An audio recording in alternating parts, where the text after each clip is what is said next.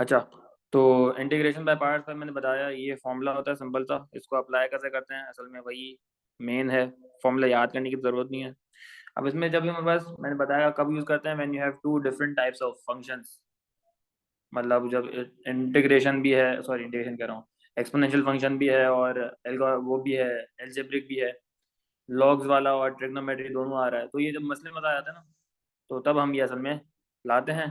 और इसमें हम यू को चूज किया जाता है कि हम LIATE इस फॉर्मेट में, जिस फ्लो में हमारे पास आ रहे होते हैं ना फंक्शंस, किस्म के फंक्शंस, ये हमने सारे किस्म के फंक्शंस पढ़ चुके हैं। एल एल वाला होता है लॉग्स वाले, LN वाला। आई हमारे पास होता है इनवर्स ट्रिग्नोमेट्री वाले। अभी इनवर्स ट्रिग का सिर्फ हमारे पास एक ही फॉर्मूला भी मैं आगे कराऊंगा, सिंपल सा, वो भी आ जाएगा। ए आपका एल्जेब्रिक, टी आपके पास होता है ट्रिग्नोमेट्रिक, और ई आपके पास एक्सपोनेंशियल। अगर आपके पास दो किस्म के फंक्शन एक ही सवाल के अंदर लिखे हुए हैं, तो हम कौन सा चूज करेंगे उसमें से, एज आर यू। तो वो इस फॉर्म में, सॉरी इस सीक्वेंस में, अगर हमारे पास लॉग्स और इनवर्स ट्रिग्नोमेट्री का आएगा ना अगर कोई चीज, तो हम लॉग वाले को यू चूज करेंगे। इसी तरीके से अगर एक सवाल में ट्रिग्नोमेट्रिक फंक्शन है और एक्सपोनेंशियल फंक्शन है, तो हम ट्रिग्नोमेट्रिक को पहले चूज करेंगे एज अ यू। ठीक है, तो इस फॉर्मेट में, इस सीक्वेंस में हम जो है स्टार्ट करते हैं। अब इसका सिंपल सा सवाल अगर बनाते हैं हम, तो अगर हमारे पास होता है सॉल्व, फाइंड, सिंपल सा ले लेते हैं 0 से π/2, अगर चाहिए हमें x साइन एक्स dx, इसको हमें वैल्यू निकालनी है। अब मसला यही हुआ यहाँ पर भी कि हमारे पास दो किस्म के फंक्शन है। अगर हमारे पास सिंपल x है विच इज एल्जेब्रिक, दूसरा हमारे पास साइन एक्स है विच इज ट्रिग्नोमेट्रिक। तो अब हम इसको यहाँ पर नॉर्मल हमारे फॉर्मूला से सॉल्व नहीं हो सकता, यहाँ पर हमें यही लगाना पड़ेगा बाय पार्ट्स, टुकड़ों टुकड़ों में तोड़ के हम इसको सॉल्व करते हैं। अब इसी तो इसको फॉर्मूले को फॉलो कर लो, या जो मैं एक सीक्वेंस बताता हूँ उससे कर लो, जिससे मैंने भी अपने टाइम पे याद किया था, तो उसी को फॉलो कर लो। अब तो है क्या कि फर्स्ट ऑफ ऑल की चूज कि हम अपना यू कौन सा सेट करें। हमारे पास ट्रिग्नोमेट्रिक है और अलजेब्रिक है, तो algebraic comes before trigonometric in the form, in the sequence. तो हम जो है अलजेब्रिक को यू जो है वो हमारा हो जाएगा एक्स, और बाकी का जो हिस्सा है इसको मैं बोल देता हूँ डी वी। यहाँ पे लिखा हुआ है ना देखो, यू डी वी। तो बाकी का जो हिस्सा है वो हमारा डी वी बन गया। नेक्स्ट स्टेप में क्या करता हूँ, मैं इसको डिफरेंशिएट कर देता हूँ। So D U is equal to, ये तो सिंपल डी एक्स आ जाएगा, D U by D X is equal to 1 हो गया, सिंपल डेरिवेट कर दिया। और इस साइड को मैं इंटीग्रेट करता हूँ, तो ये क्या हो जाएगा हमारे पास, ये तो v बन गया, और साइन का इंटीग्रल होता है माइनस कॉस, ये मैंने इंटीग्रेट कर दिया। फिर मैं क्या करता हूँ, इस सीक्वेंस में मल्टीप्लाई करता हूँ, और फिर जब मैं इसको इसके साथ मल्टीप्लाई करता हूँ तो ये हो जाएगा माइनस और इंटीग्रल के साथ। सो कैसे तरीके से लिखूंगा अब मैं इसको लिखूंगा like this, x multiply by minus cos x, minus का ला साइन डाला बिकॉज ऑफ दिस चीज़ मैंने यहाँ लिखी है, इंटीग्रल आ गया, और ये माइनस कॉस एक्स मल्टीप्लाई होगा इसके वैल्यू के साथ विच इज़ 1, और dx। अच्छा, यहाँ पे ये dx को अगर मैं यहाँ डिवीजन में वहाँ ऊपर जाके मल्टीप्लाई कर दूंगा, तो ये 1 dx हो जाएगा ना। तो मैंने क्या मल्टीप्लाई किया, माइनस कॉस एक्स को मल्टीप्लाई किया 1 के साथ, और dx लगा दिया। नेक्स्ट स्टेप में सिंप्लीफिकेशन, तो ये हो जाएगा माइनस एक्स कॉस एक्स, और ये माइनस बाहर आ जाएगा तो प्लस, क्या हो जाएगा, integral of cos x D x. Next step में इसको हम इंटीग्रेट कर सकते हैं। आप देखो, now it is in a form which is integrable by normal formula. तो कॉस का इंटीग्रल था साइन, तो ये हो जाएगा plus sine x. This is the complete integral for the, जो सवाल हमारे पास था उसका। अब मैं इसके अंदर लिमिट्स डाल सकता हूँ विच इज π/2 से 0। तो असल में ये मैंने उसी फॉर्मूले को यूज किया है, लेकिन इस तरीके से मैं तोड़ तोड़ के करता हूँ ताकि स्टेप्स याद हो जाएं। वो फॉर्मूला याद करना तो मैं अपने टाइम में मुझे याद नहीं था, देखो अभी भी याद नहीं था, मैं भूल गया था फॉर्मूला। ये वाला जो तरीका था ना, ये इतना मैंने लगाया था अपने टाइम पे कि अभी तक जो है ना, वो फॉर्मूला तो मुझे याद था ही नहीं। असल में मैंने कभी फॉर्मूला याद ही नहीं था, किया ही नहीं था मैंने वो वाला फॉर्मूला याद, तो हमेशा भूल जाता हूँ मैं। हमेशा इस सीक्वेंस में मैं करता था तो हमारे पास आंसर आ जाता था। अब लिमिट्स डालने हैं नॉर्मल, जैसे लिमिट्स डालते हैं वैसे डालेंगे, you will get your answer. ठीक है, इसका एक और अगर मैं सवाल बनाता हूँ, अगर हमारे पास होता है, लिमिट्स तो सबको डालना आती हैं, तो वो तुम लोग खुद भी कर सकते हो। हमारे पास आता है सिंपल एल एन एक्स। अभी तक आपने गौर किया होगा कि आपने एल एन एक्स का इंटीग्रल निकाला ही नहीं होगा। नहीं निकाला ना भूमिका? आपने प्रैक्टिस की है, कभी एल एन एक्स का इंटीग्रल निकाला है? अभी तक तो नहीं निकाला होगा आपने। नहीं सर। नहीं निकाला ना, अब निकाल सकते हैं अब हम कैसे करेंगे? हमारे पास इसको हम तोड़ सकते हैं। अब यहाँ पे एल एन एक्स के साथ कुछ भी नहीं है, तो यहाँ पे मैंने वन लिख दिया, कुछ भी नहीं है तो वन लिख दिया। सही है। तो अब यूजिंग द फ्लो, यू किसको हम चूज करें? We will choose u to be, सबसे स्टार्ट ही लॉग से हो रहा है, तो हमारा यू जो है वो लॉग ही हो, एल एन एक्स हो गया। और बाकी का जो पार्ट है वो हमारा डी वी हो गया, which is only integral of one D x. सही है।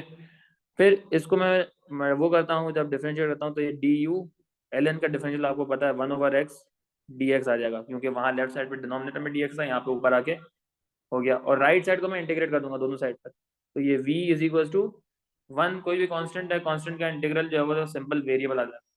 अब मैं मल्टीप्लाई करूंगा उसी सीक्वेंस में कि ये इससे मल्टीप्लाई होगा और फिर ये इससे मल्टीप्लाई होकर माइनस का इंटीग्रल भी लग जाएगा। सो ये हो जाएगा x l N x minus integral of 1/x d x. और 1/x को मैं लिख सकता हूँ x की पावर -1, या 1/x का इंटीग्रल तो हमें पता ही नहीं है, पहली बात तो ये 1/x क्या हो जाता है। नहीं नहीं, एक चीज मैं भूल गया, x भी तो है यहाँ पर, x मल्टीप्लाई बाय 1/x, मैं यही सोचा था, x मल्टीप्लाई बाय 1/x। तो x और x ये कट जाएगा, you will get an answer of 1। तो अगर मैं इंटीग्रेट में फर्दर करता हूँ उसको, so I will get the answer of x ln x minus x plus c। This is the integral for simple L N X. तो L N X का integral हमने तभी नहीं पढ़ा था, क्योंकि इसका तरीका जो है ना बाय पार्ट से ही हो सकता है। इसको जो है ना नोट डाउन कर लो अपने पास। आदिल समझ में आ रहा है? कोई सवाल?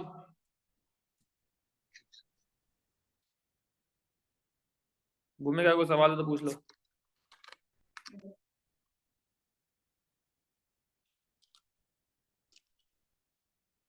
वो फॉर्मूला भले याद करो या ना करो, कोई फर्क नहीं पड़ता। ये सीक्वेंस में जिसमें मैं सॉल्व कर रहा हूँ ना, ये सीक्वेंस याद कर लो, सारे सवाल इसी से होंगे, इसी तरीके से होंगे।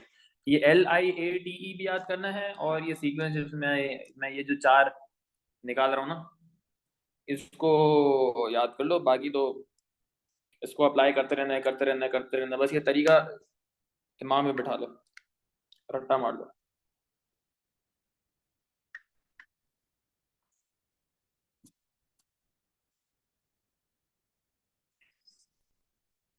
2 मिनट ले लो इसको, थोड़ा सा कोई सवाल तो पूछ लो, लिख लो, कुछ लिखना है तो नोट्स बना लो। फिर मैं एक और सवाल करता हूँ पास पेपर से।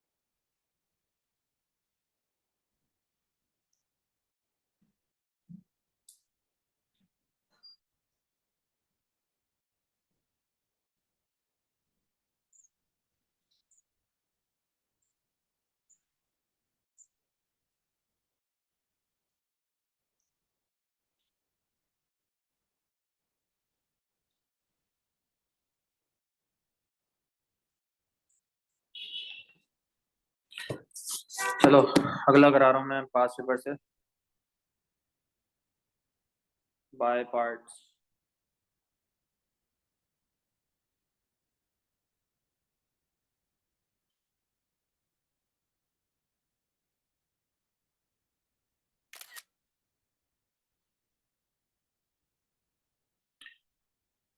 अभी एक दो चीजें इसमें आपको और पता चलेंगी when you will do pass papers, लेकिन तरीका अगेन वैसे ही होगा।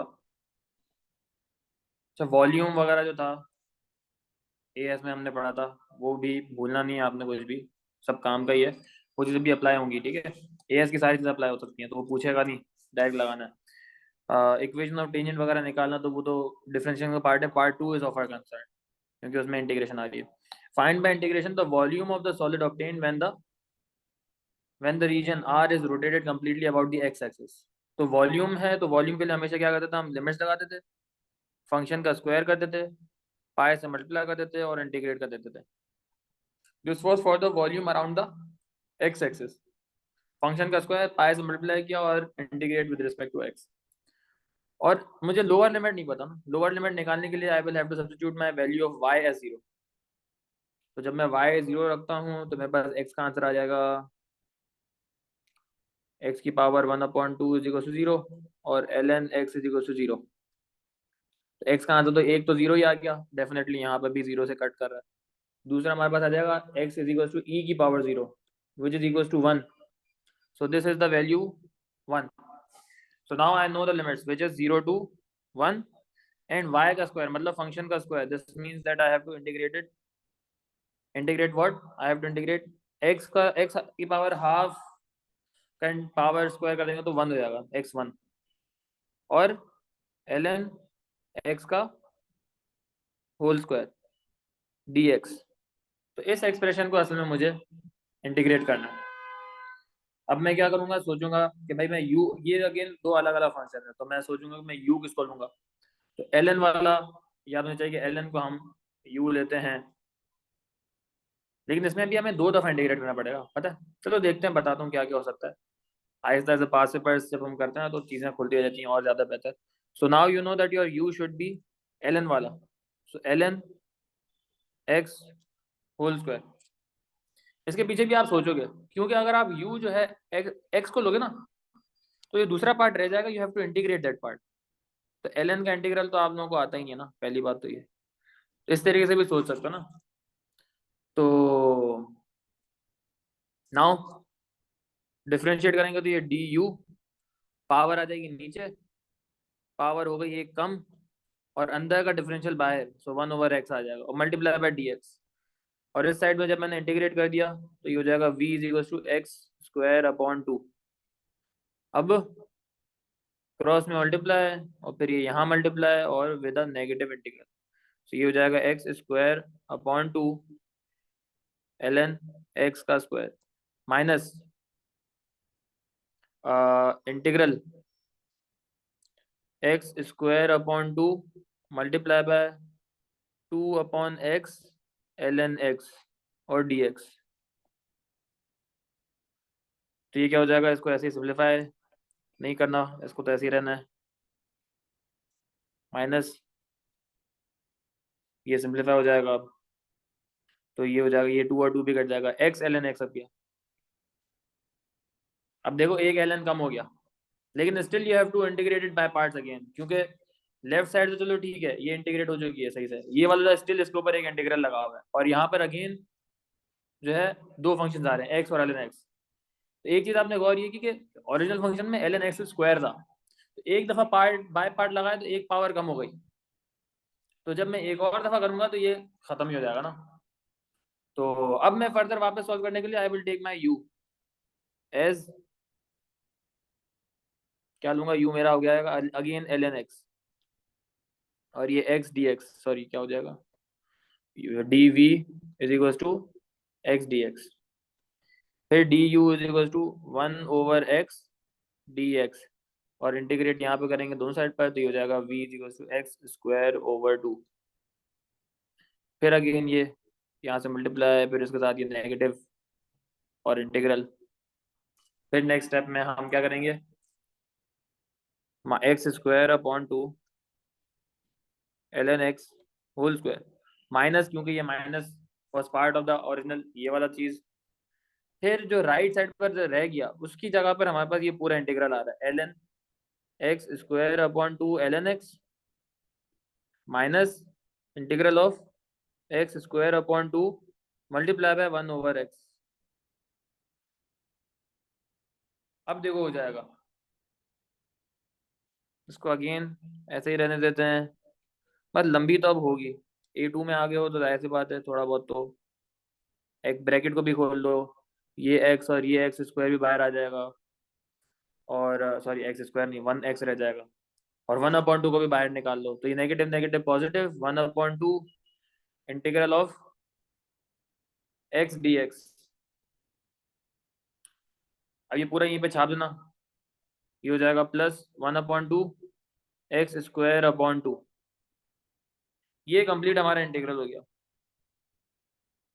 अब इसके अंदर मैं लिमिट्स डालूंगा 0 से 1 तक की, और लिमिट्स डालने के बाद बस सिंप्लीफाई करना है, you will give your answer in terms of pi and E. तो एग्जैक्ट आंसर रखना है, पाई की जगह पाई रहेगा, ई की जगह ई रहेगा। पाई तो है नहीं वैसे, पाई का है, पाई एंड ई, पाई तो आ ही नहीं रहा। अच्छा, अपर अपर लिमिट हमारे पास जो है ई से लेकर 1 तक है यार, सॉरी ई से लेकर 1 तक, सॉरी 1 से लेकर ई तक, क्या कर रहा हूँ।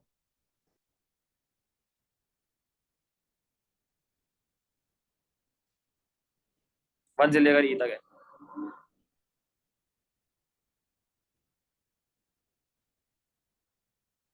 ठीक है। And you will get your answer, simplify करोगे जितना हो सकता है उतना, और फिर आंसर आ जाएगा। अच्छा, ये पाए को हम भूल गए, देखो मैं यही कह रहा था, ये पाए कहाँ से आ रहा था, क्योंकि ये फॉर्मूले के अंदर यहाँ पे पाए था ना, तो सारा जो इंटीग्रेट हमने कर दिया, इसके एंड में हम इसको पाए से मल्टीप्लाई करेंगे ना, ये नहीं भूल जाना। देखो मैं भूल जाता, उसके अंदर काफी चीजें इसके अंदर ना देखने करने की हैं, साथ साथ ये ध्यान में रहे, प्रैक्टिस करोगे तो ये चीजें याद रहेंगी। मुझे भी काफी टाइम हो गया इस तरीके का सवाल किए हुए, तो इंतजार करता हूँ पूरा साल के ये टॉपिक आएगा। तो ये चीज़ों का ख्याल रखना है, जो चीज़ें मैं भूल रहा हूँ मेरी गलतियों से सीखो, ये चीज़ें लिख लो अपने पास। ये देखो 2 दफ़ा इंटीग्रेट हुआ, इंटीग्रेशन बाय पार्ट्स, ताकि एक एक दफ़ा जो है ना पावर कम होती जाती है, और फिर वो इवेंचुअली खत्म होगा। तो मैक्सिमम 2 तक इंटीग्रेशन बाय पार्ट्स हो सकती है, तीसरी दफ़ा में नहीं करवाएगा, ठीक है, इतना लंबा नहीं होगा।